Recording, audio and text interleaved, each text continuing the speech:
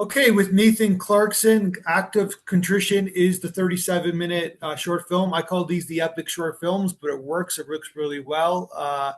Beautiful movie star walks into a church, same like one of those classic stories, right? And then has a Exactly. conversation. So I got to ask first off. I got to ask a question. The exterior of the church, where is that located? Yeah, this is a beautiful, beautiful church. It's right on the edge of Central Park in New York City. And, I had spent so much time looking for the right place to film this. I basically probably have toured every church in Manhattan, in New York. And I was walking with my friend down, who's also the producer, down Central Park West. And I saw this church and I said, I think this has to be the church. So I wrote them and they were amazing and they allowed us to film there. But it's Holy Trinity Lutheran Church right on the edge of Central Park in the middle of Manhattan, New York. It's a spitting image of a church in Toronto on Avenue Road and Bloor Street, like downtown area, and it's like it looks exactly like it, and so that's why I Really? was yeah. It's like I was showing people, and everybody thought it was the Toronto church. So I said I Oh, it don't must think be a it's beautiful church Canadian. up there. Yeah, but so the exterior is the interior as well. Yeah, the exterior is the interior as well. Yeah, it's the same church, inside and out. So I remember back in the day, I remember I had to do an arrangement scheduling a location at a church, and it wasn't easy. Did you have difficulties kind of shooting inside of a church? Yeah, I'll tell you the difficulty was, well, there's these beautiful stained glass windows that line it, and they're actually designed by Tiffany and Company, like way back in the day. It's a very historic church. And these beautiful windows is why I wanted to film there. As you can see, the windows play a part in the story. However, my cinematographer was like, "Hey, those are beautiful windows, but if you recall, light changes throughout the day." And so definitely it was a challenge trying to make sure to keep the light consistent as we were filming throughout the entire day. You had all this light differential and changing on our faces and the shadows. So it was definitely a creative puzzle we had to solve on set. So where did this idea come from you?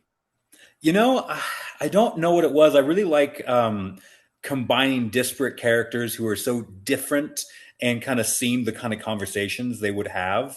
And I've always loved kind of filming and thinking within kind of small and small stories where it's just a conversation. A few years ago, I did a film called Don't Know Jack, which is just, again, two people talking in a room at a recovery center. And so I really, really love that kind of setup, that kind of organization of story. I think it actually, and particularly when you're shooting on a budget, it actually pushes you to be creative. Can I tell a compelling story with just two people sitting in a room talking? And, being in New York, someone who loves plays, I'm very inspired by plays, and you can have great stories that, again, take place in one room. So it was kind of all these different factors of inspiration, of loving plays, of loving the idea of two people sitting in a room, and having a budget that didn't allow me tons of actors and locations, and wanting to see these two really different people interact and what that would look like, a movie star and a priest. What does that look like? So it kind of came out of a million different places, but I put it down on page, and here we are. I like the beginning of the film when she's in the cab or the Uber. It's kind of a classic scene of like something that you would see in the 70s, if that Yeah, makes sense. Yeah, for kind of sure. has like a graduate feel to it. You know what I mean? Where he's just like you're doing the credits with the music, and it's like someone's pondering life, I guess. Yeah, I love watching people. There's a temptation, I guess, as filmmakers to, if you have someone on screen, they need to be doing something or saying something. But one of the most interesting things to watch people do is just be and think and, like you Yeah. say, ponder life and take in things. And so I loved opening the entire movie on our hero just sitting in a cab as she thinks. And so I find that very compelling. Maybe not everybody will, but I love watching people think. And then you ended on I apologize. I don't know what the building's called. It's the New World Trade Center, I guess. What do they call it now? The Actually, Freedom Tower? it's up in Lincoln Square. We shot up in Lincoln Square. It Yeah. looks like the one Okay. down in World Trade Center, but yeah, that's in Lincoln Square. And we got this. It's actually we shot the wide of that was shot on an iPhone actually because we had to get out there and shoot that. And the wide is of Juilliard, right in the middle of Lincoln Square. Gotcha. Yeah, it's great. And then I noticed the credit that the person did the music is it has the same last name as you. Is there a relation? There sure is. It's my brother. We both got creative genes, just in different directions, and he is just a brilliant musician. He is a musician actually in Oxford, England, and he specializes in sacred music and composition and choral. And but he used to, and he still does, but he used to live in LA as a composer. And so I'm very lucky that for every one of my films, I get to call up my brother and say, "Hey, I want some beautiful quality music." So I feel very lucky to have his music a part of this because it really, I think, sets the It's a tone. big part of your film, right? Yeah, it sets the tone for the entire story, Yeah. kind of, and it bookends it in a really beautiful way, I think. Yeah, like I said, I use the opening scene as the example, right? Where like, and so he always composes your films. He does. He's done almost every single one of my films, for which I'm very grateful and very lucky. But it's really fun to work with fellow creatives with whom you have a rapport and a trust. And the thing Yeah. is, I send off my movies to him. I don't oversee. I might give him like, "Oh, I'm feeling this kind of mood," but I love being able to work as a filmmaker with people who you don't have to over explain and you can basically just trust. I send it to him in England and he sends me back music and I put it in. And that's what I love doing, working with people who I can trust creatively to do something beautiful and great that will add to the project. So where your two main actors? Where did you find them? Well, I am one of them, so I was pretty easy to cast. I did great in my audition for myself. I studied first. I studied acting in New York, and so acting is kind of my first love. And so I really got into filmmaking because I was living in Hollywood at the time and going, "Wow, I'm not getting cast in the things I want to. I'm barely getting cast at all. And when I do get cast, it's for a tiny little role here with one line." And so I started making films because I wanted to act in the movies that I always dreamt of acting in. And so that is still alive and well in my psyche. I still love performing and taking on a character. And now I just I'm lucky enough that I get to write them. And as far as Elizabeth Tate played Anna in the movie, and she's a brilliant actress. And she was chosen. We had, oh man, I can't even remember how many submissions when we went to look for our Anna for the movie. I think we had over 5,000 submissions for Anna in this movie, and then even then we had to pick out of all of them just to audition. And she brought something that I hadn't originally even thought of for the character, but she brought something totally different than I had envisioned when I was writing this. But it was something that worked, and getting to work with her was just fantastic. The rehearsals up to the date, we kept on discovering new things about the characters, and she was so connected to this character in a way that was really meaningful, and you could see in the final film. But yeah, we found her out of thousands of submissions. She rose to the top. She was Well, fantastic. it's an interesting role because she's playing a movie star, so you have to cast somebody that for the audience that Yeah. looks like what I mean, like looks like they have the chops to be a movie star. You Yeah, know what I and mean? believe it or not, it's harder than you'd think to Yeah, I, find I, someone who I can fit get. that. Yeah, it's like a Entourage, right? Like that the show way Yes. back in the day. The Vincent, whatever we had to be convinced that he's already a movie star, right? So Yes, exactly. You have to actually believe they're movie stars. So that was yeah, definitely one of the challenges of finding the right person, and she just fit it. And she had the charisma and look of a movie star, but the gentleness and the complexity of Anna Winters, who you see making a confession in the movie. yeah, and yeah, I just like the pacing of this film where like you said she at the beginning she comes in and then I guess your character is just kind of like bewildered and he's like trying to like be funny and like but it's not really coming across that way and like he's trying to be cool and hip. It's just like that kind of even though he is who he is, like he's a man of faith or God or whatever you want to call it. It's just that like he's still kind of like blown away by this character and you keep them separate, right? And on the frame for a long time, right? You don't put them Yeah. together for a long time. Yeah. It was an interesting playing with these characters because I'm a person of faith, and so it's interesting kind of playing with the psychology of someone who believes something that's so outside of the physical, but still you have to portray someone who is human.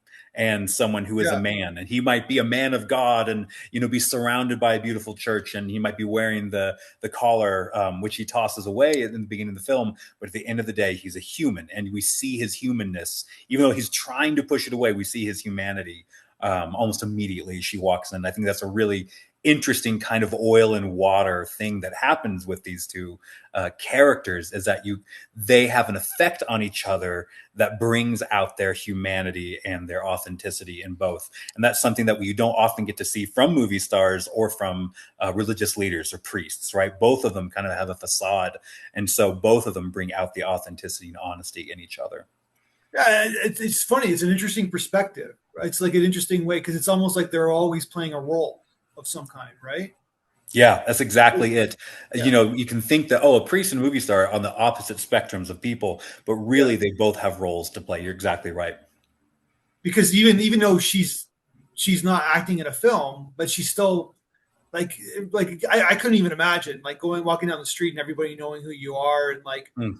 and everybody's eyes are on you all the time, right? So it's like you're not gonna it's impossible to be you, I guess, right? What I'm trying to Yeah, say. exactly. And I hope that through these more extreme versions of playing roles, that the audience can see that really all of us play roles to some degree Yeah. in our lives. And so I hope that that will be a connective element to this, and we can watch ourselves in this, and what it means to play a role, and what it means to be truly honest about who we are. Yeah, no, I guess that's the theme of your film, I guess, right?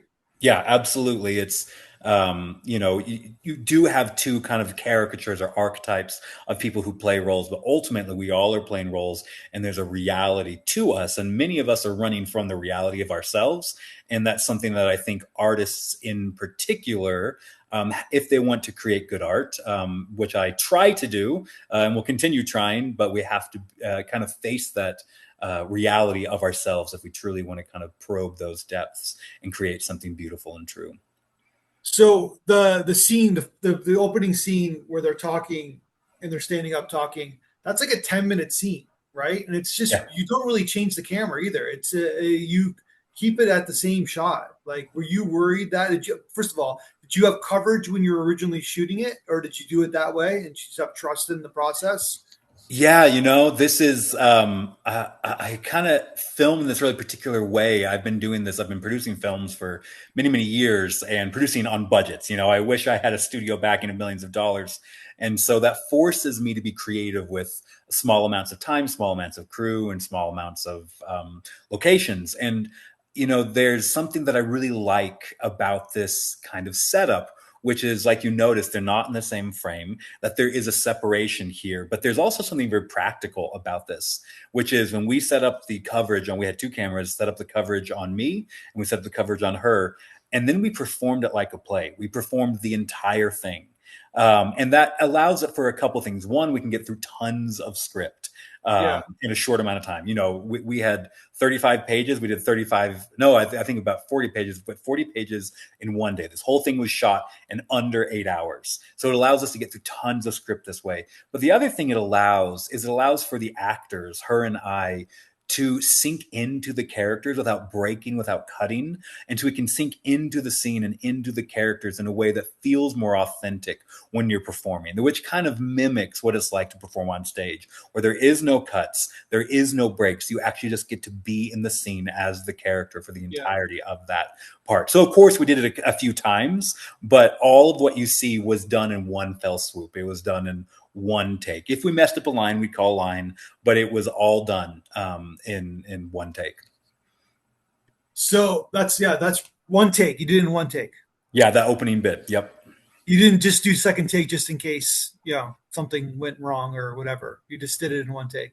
Yeah, if we got something wrong, we'd go back right there and we'd go redo the line. And Yeah, but to be honest, we had done so much rehearsal, and we had yeah, done so much kind of prep work for this. We were both able to kind of sink into the scene, and that's what you get to see. yeah. And you see right away that he's attracted to her, right? Even though you don't put him in frame, you don't put him in the same frame.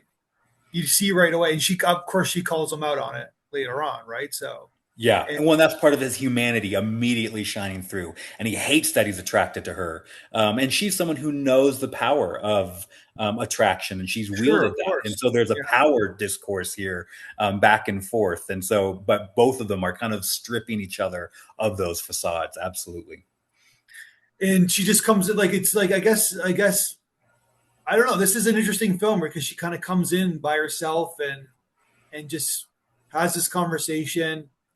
I guess it would. I guess it. Like, you know what I mean. I remember one time I'm like I just walked into a church and the priest. It was the same situation. It was like Mhm. 25 years ago, and I walked into this church and the priest was just sitting there by himself in this situation, and I just talked to him about something. It's Wow. like, and it's like it's so funny when I was watching this film. I'm like, I almost forgot this moment happened, right? For me personally, and I just Wow. and then it makes sense like that.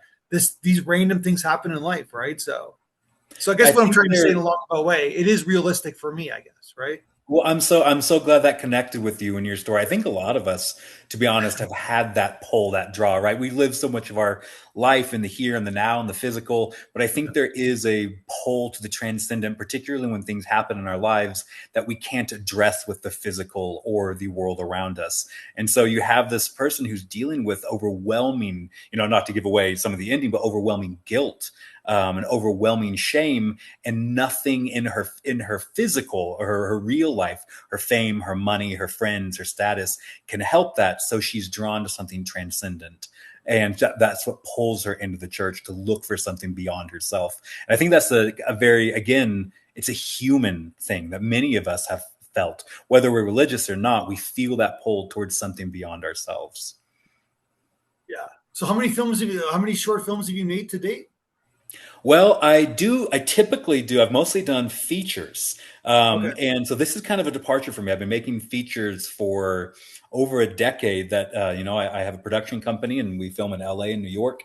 And this was, I had done a romance Western the year before that had come out. And I had so much fun doing that.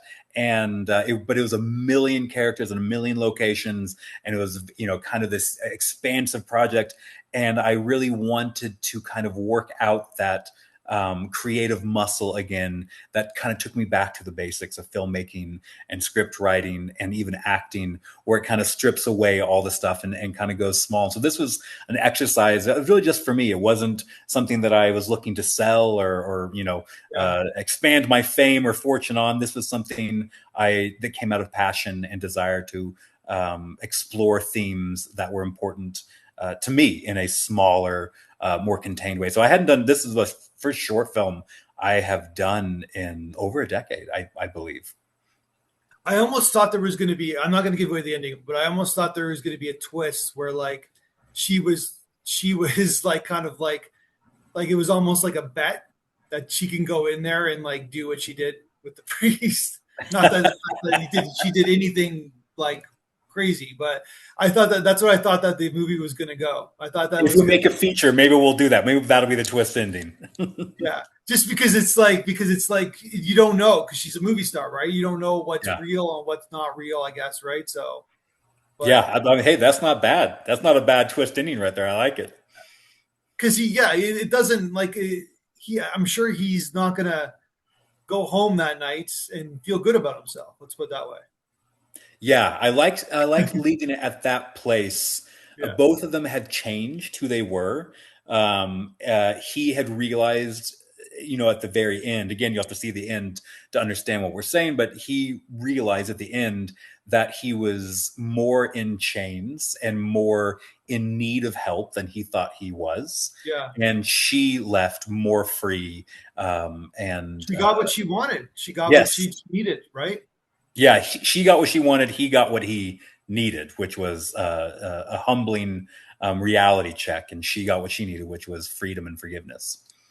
Yeah. So it's really cool. Like you said, like it's like the opposite sides of the same coin. They're they're they're obviously different, but there's this similarity of obviously between the two, right? So yeah, I Yeah, like it. that's what I Yeah, love. yeah. All right. So what are you working on now? What's next for you? Oh man, I hate to be cliche, but I am again doing a little bit of a departure. I am I am just right now in kind of the pre-production of a feature that is kind of a Hitchcockian thriller and with some horror elements, but it's thriller in that I grew up on Hitchcock and Rear Window and Vertigo and all these amazing films that kind of um, yeah. That kind of sparks life to that part of our mind. And so yeah, that's kind of what I'm starting right now. Or in the pre-production Sage is a Hitchcockian type thriller, which I'm super excited because I've never really done that before, even though it's one of my very favorite genres. So why you say hate to be a cliche? Well, because I know that right now, we just saw with Backrooms and Obsession, we saw that this is like, horror thriller, that kind Yeah, of place is having a resurgence in a huge way, yeah. particularly in the world in which I've worked, which is the indie world, which is so encouraging and so exciting, right? But And they so want the distributors want horror films. That's what they want, right? they So do. And so I'm yeah, going, wow, I have good timing. So, but I better hurry up. So I'm having a lot of fun. And so kind of imagining and getting to try my hands out at something brand new. But it's something I've always, as a genre, I've loved. And I think it's one that allows, again, like all of my movies, allows for asking big questions that are beyond ourselves. So I love the thriller and horror genre. And so I'm really excited to kind of delve into gotcha. that. So it seems like you got a similar kind of thematic going on with your films, but you're kind of changing the genre, or changing the tone, I guess, right? Yeah, there are through Yeah, lines. The questions I ask in my personal life and I yeah, probe introspectively are going to show up in my films about God or purpose or meaning or yeah. relationships, what's love. Those things are always going to be in my films, but I do love getting to try out different genres. And that's just, for my love of movies. And so, I guess all of us who love movies love to kind of delve into those different waters and experiment. All right, Nathan, actor, director, producer, writer, busy guy. A great film. I hope wish you also the best of success. And let's talk again when we showcase another film of yours. Cool. Thank you so much. Thank you.